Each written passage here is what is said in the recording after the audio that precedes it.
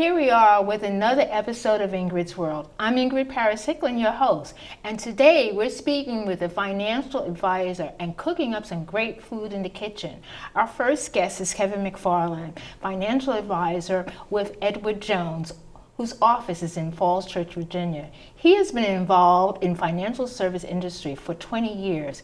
His educational background includes the College of Financial Planning, Georgetown University. He maintains the AAMS and CRPC certification.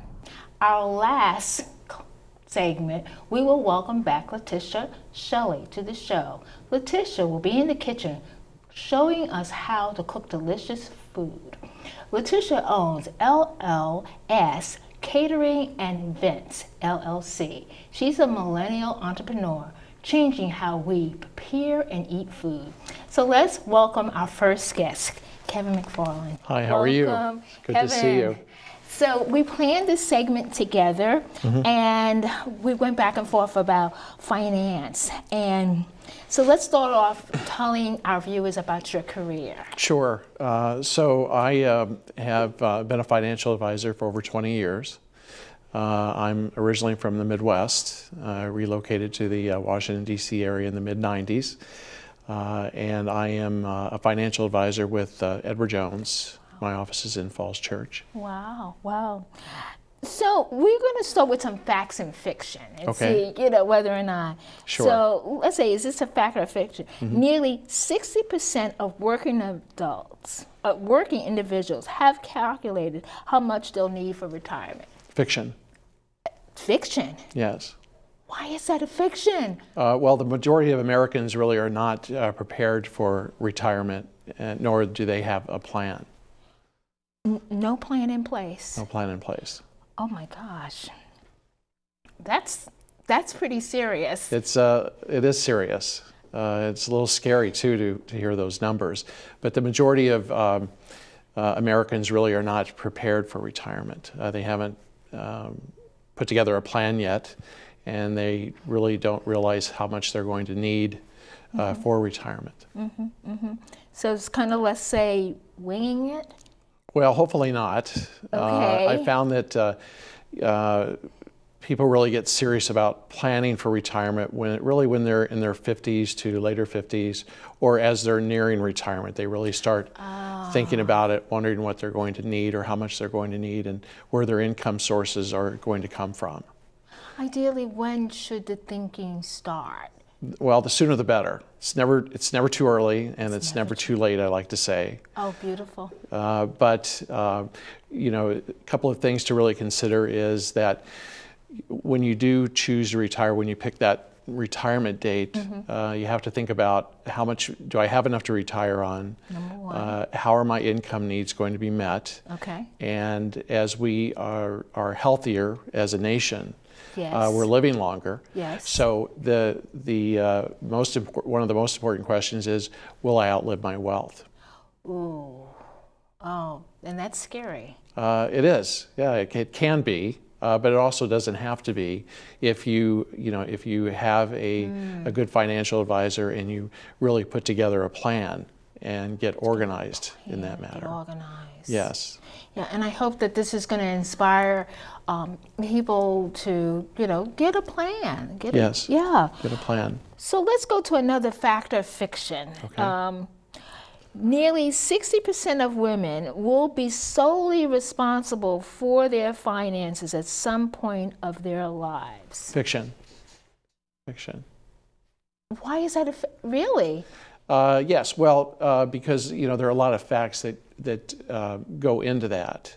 But during their lifetime, a lot of folks are married and live into retirement, but it's not the majority. Oh, it's not the majority. See, now I thought it would be the majority. See, because actually, so far, I haven't gotten any of these right yet. Not one, right? So, which is good because it's educating, certainly me and also our viewers out there. Yes. So mean to say that they're married, have significant other. Correct. Correct. So yes, so you have to really look at, how long will you be in retirement? How long are you going to work?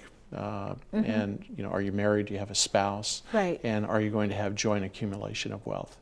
Oh, I like that. So, okay, fact or fiction, maybe I get this one right. Okay, women are about 3 times as likely as men to report they have quit their job to care for a family member. Fact. That's a fact. Yes. Yes, it is. Why women? Well, number one, raising a family. Okay. So a woman may or may not re-enter the workforce, but definitely fact. Definitely a fact. Yes. That is amazing. Also, as your parents are older, right. That can come into the picture as well. And Kevin, you're quite right about that, because I can remember caring for my mom, and I was like, oh my gosh, that takes up a lot of time. It does, and as it's good work, It's great work, and it's great to have family. Yes. But yes. as parents age and get older, yes. Long-term care costs enter the picture. Yes. And full-time care is very expensive, and a lot of families just can't afford that or are not prepared. Right.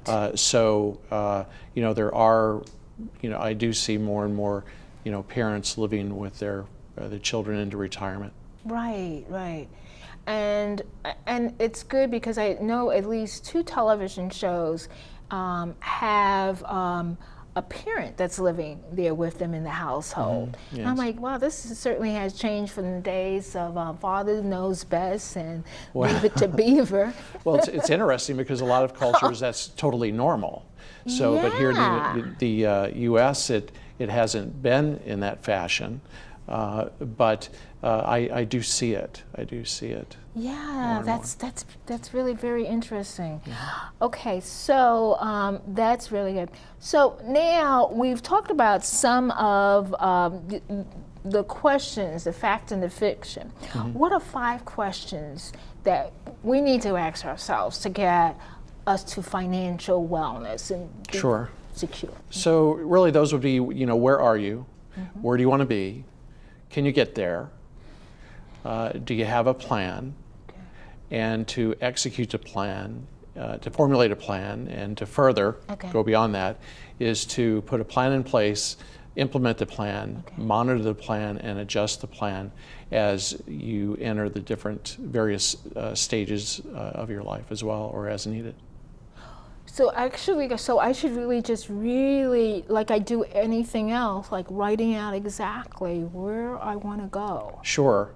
So let's take, for example, let's say that you're 50 years old. Yes. And you're working, and you really, what are your goals? What are your dreams? When do you want to retire? And what, really put all of that on paper. And then are you currently saving for retirement? So first and foremost, you really should always participate in your company's 401k plan if they offer it. Very good. Especially, because much of the time an employer will have a match involved, matching a part of the contribution that you make on a pre-tax basis. Right. And your deferrals are pre-tax. They grow on a tax-deferred basis until you enter retirement and start taking distributions. And the match by an employer makes it that much better for you. So if at all possible, max out on your ability to contribute to your 401k. Do you have an IRA or a Roth IRA? Okay. If you have children, do you have a 529 college plan in place? Okay. If so, you should definitely do that, because the cost of education goes up every year. And it is it takes a lot to put a child through university or college. That's right. And then you want to take a look at, how much are you saving? Are you living within your means or beyond your means? And are you able to save beyond that? You should always have an emergency fund in place. Recommended is really 3 to 6 months of your earnings, because emergencies do come up. and who knows if you are laid off from your job, and Right. and that does happen. Life happens. Right, right. So for those who are entrepreneurs or contractors, and they don't have a employer, what should they be? What vehicles are there? Yeah. Okay, so there are owner 401k retirement plans that a small business person can Nice. establish. Also a what's called a SEP IRA. That is in place that you can put in place as well. You have to really take a look at how many employees do you have, or are you a one-person operation? But there are plans that are customizable that you can put in place. I have clients that I work with that are self-employed that take advantage of the SEP IRA contribution every year. This year it was you were able to put in the lesser of $55,000 or 25% of your AGI, whatever's less. Oh my goodness. So, this is where really having a good financial advisor comes into place. Also working with your CPA or accountant to advise you accordingly of what would be best for your individual situation. So Kevin, I'm hanging on every word that you're saying, because I know some of our viewers are in business for themselves. I know some people who are contractors. That is really very important. So one other question. What should be like our real common primary thing for financial planning? What's the real thing that we should be really focused on if we focus on anything? So the element that is the purpose of financial planning is to really help you make you financially secure. Yes. And to help implement and achieve your serious long-term financial goals. Okay. Wow. It's really we see your information there, and what's one thing that you want our viewers to remember from this interview? What's one thing? One thing. One thing. Financial security is achievable through proper planning, management, and time. Love it. All right, Kevin, thank you so much for My being pleasure. on the show. You're Thank you for having amazing. me. And thank you for giving our public what they really need. Coming up next, we'll be in the kitchen cooking with Litisia Shelley, cooking up some great food. So stay right there. We'll be right back. Maybe you can make retirement happen. After all, you made her college years happen. Opening that education savings account when she was little. Spearheading a campus tour. And another, and another, and another, and another. Bam! Deciphering financial aid. She was like, what? But now she's like, you aced planning for college. Now get the tips you need to get on track at aceyourretirement.org.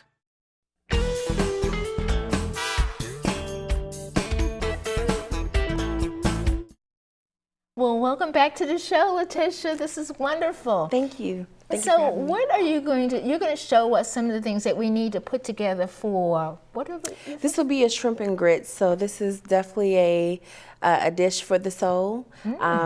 I grew up on this, so it's been passed down from generation to generation. So wow. very nice, creamy, rich grits, and then we top it off with a nice Cajun shrimp sauce. It's very delicious. Nice, nice. So what would be the first thing, we're not going to do it all, but what would be the first thing that I'm going to throw into my pan? So the first thing you will want to start with is you want to create a roux. So, So let's bring that out for folks to see. So yes. what's that roux looking like? That So looks this so is beautiful. I do a basic roux. I do a beef broth, and I just add the beef broth. Oh, nice, nice. And then you just want to add some flour. Beef broth, flour, because everyone talks about the roux. Yes, it's very important that you get the roux down packed. It's the base for your sauce, and it's going to give you that nice Creole flavor for you. So then once the roux starts to cook, you want to add in your onions, and you want to add in your celery.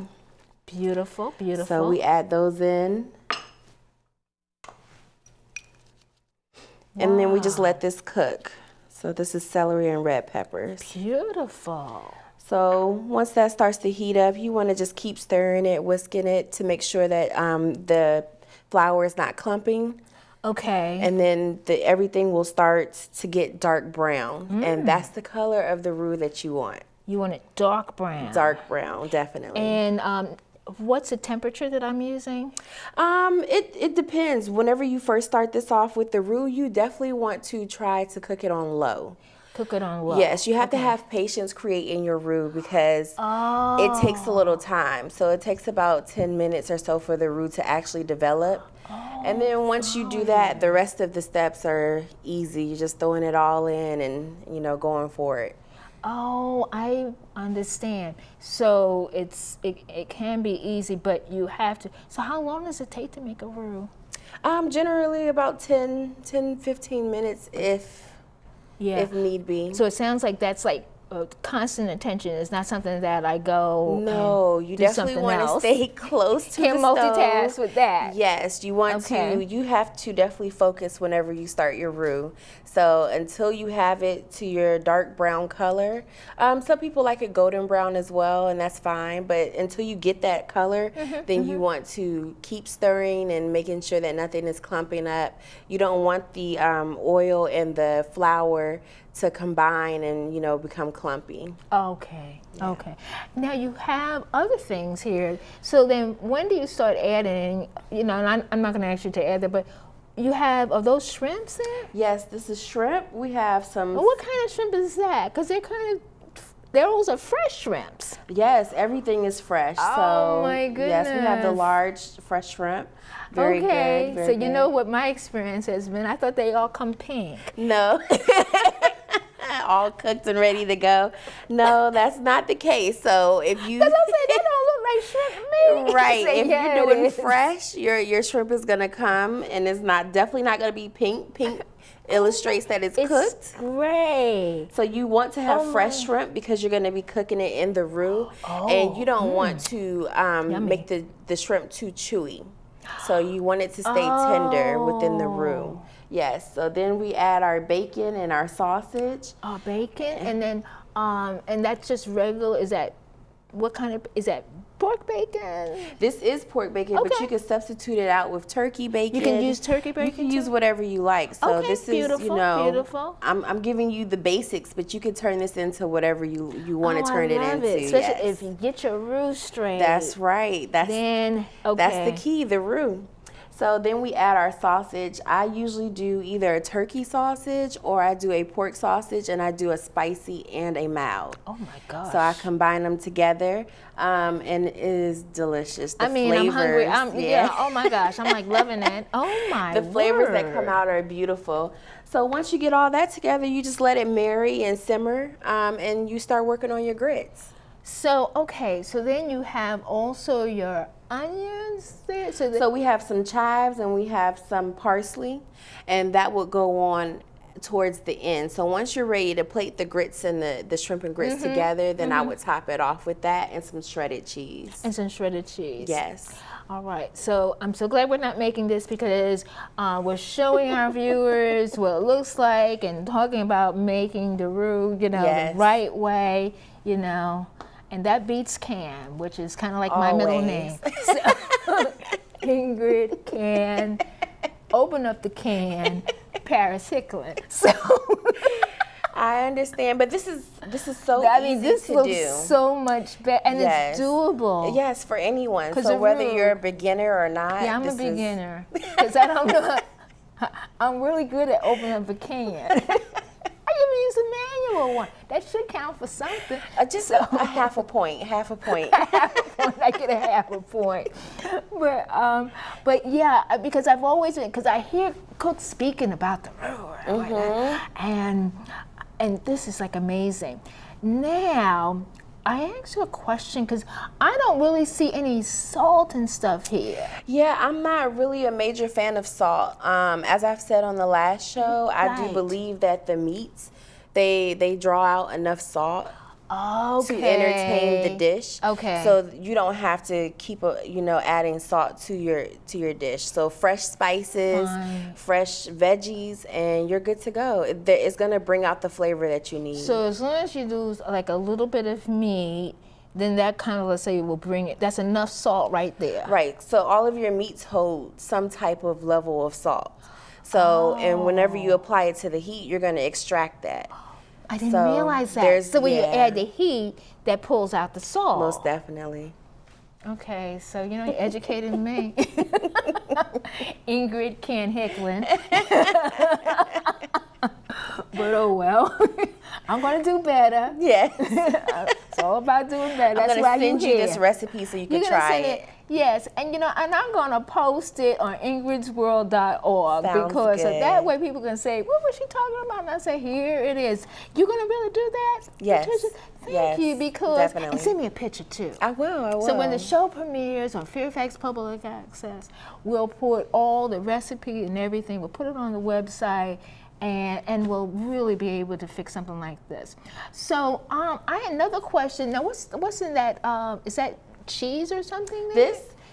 This is just a block of Kobe Jack cheese. Kobe and Jack. I like everything fresh, so we're gonna shred it fresh on top, and that's how Kobe Jack cheese. Yes, So ma'am.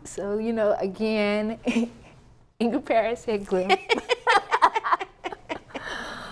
rolls up to the supermarket and she gets that extra sharp cheese. And that's okay too. Oh, okay. So yes, by all But means, Kobe make the Jack. dish. Yeah. Oh my God. I like the Kobe Jack. It's a play on the Kobe and the Jack or the pepper Jack cheese. So pepper Jack. Yeah, it's a great combination. Just a little bit of spice, but definitely you taste that cheese. Loving that. Oh my Yeah. goodness. So one of the other questions that I wanted to know was that I always try to put in my pantry, like go to on my shelves. What are some things that I really should make sure what's in your kitchen? Because I know that you always have wonderful things. Everything's fresh, so I'm big on fresh ingredients. I'm big on fresh veggies, fresh meat. I like to get everything the day of. Fresh? Yes, I'm big on that. I love fruits. I love I fruits. love to cook with fruit. Actually, You cook with fruit? Yes, yes. It's definitely good. It's refreshing as well. Oh my, and it's healthy. Yes, yes. Cooking with fruit. Oh my, how do you cook with fruit? It just depends on the type of dish. So in a lot of my Caribbean dishes, I use a lot of fruit, whether it's pineapples, papayas, mangoes. Those type of dishes allow me to be able to express my love for fruit.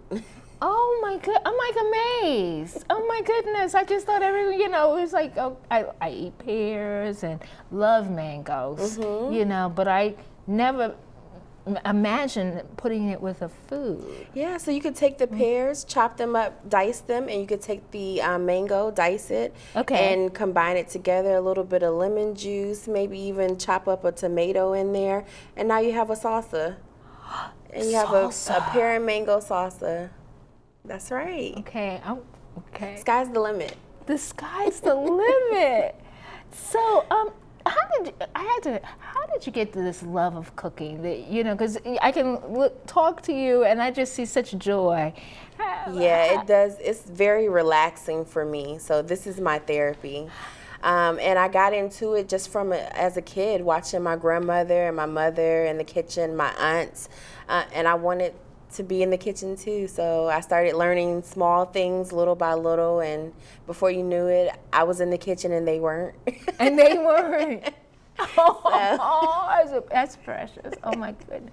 And then you have is that chocolate or what is that? No, what these are those? beef bouillons. Oh, beef bouillons. Yes. It just Okay, adds that a adds little bit another- of a beef flavor to Wow. it. Yes, wow. enhances the flavor. So as you move forward with your business, what's the next step for your catering service? Oh, my next step Your is vision. to find an actual home. So I would like to, in the DMV area, Okay. I would like to find a storefront and set up shop in a storefront. I see that for you. Yeah. I do. Yeah, because your food always smells good. It's cooking. You know food. I love food. Oh, my goodness. And we really actually need to cook healthier. Yes, yes. Yeah, because what I don't see any canned stuff, you know, because the can is what has all the salt in it. And yeah, very processed. So cooking fresh, you're able to control how much of what you put in there. So you know, if you want to cook maybe shrimp fried rice, and you say, hey, it needs a little bit of salt. You don't have to depend on them to create the dish for you, and then you have to go and ask, how much salt did you put in there? I love it. You know, so you know exactly what's Good going in job. your dish. Yes. Well, Litisia, thank you so much Thank for again being on you. Ingrid's Thank World. you. And we'll have to look out for that recipe. Yes. I'd like to thank Kevin McFarland as well as Litisia Shelley for being exceptional guests. Our quote this time is from Madam C.J. Walker. I had to make my own living, my own opportunity, but I made it. Don't sit down and wait for the opportunities to come. Get up and make them. Thank you for watching Ingrid's World, and don't forget to friend us on Facebook and follow Ingrid's World VA on Twitter and Instagram. And if you miss an episode, you know what to do. Watch Ingrid's World on YouTube. Thanks for watching.